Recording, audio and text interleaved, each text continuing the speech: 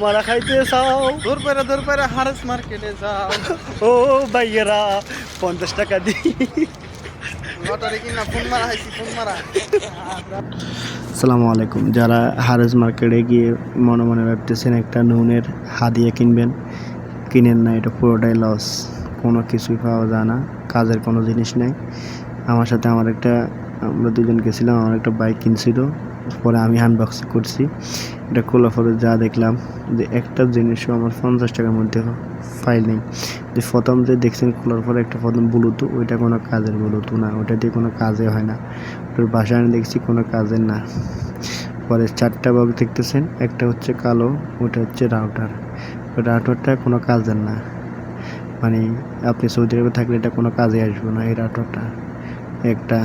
তারপরে হচ্ছে যেটা কাগজের মধ্যে প্যাকেট হইতেছে, এখানে 2টা বক্স আছে, একটা হচ্ছে অ্যাপেলের মতো দেখা যাইতেছে। আমি মনে মনে ভাবছি এটা হয়তো আপেলের কোনো দামি দামি জিনিস হবে, কিন্তু না, ওটা দেখতেছি একটা ফ্রেম, ওটা কোনো কাজের না। পরে একটা জুতা পাইছি লেডিস, ওটা ভালো না, ছিঁড়া, এটাও কোনো কাজের না। পরে যে কাগজের ব্যাগটা দেখে অনেক খুশি হয়ে গেছি, মনে মনে ভাবছি এগুলোতে কিছু পেলাম না, ওটা এটার মধ্যে ভালো কিছু পাবো। পরে ওটার মধ্যে খুলে দেখতেছি লাইট, যেগুলো 2 টাকারও মূল্য নেই। তো সব কিছু হিসাব করে দেখলাম এখানে আমরা মানে 50 টাকার জিনিস হাতে কেনা পরে 10 টাকার জিনিসও পেলাম না।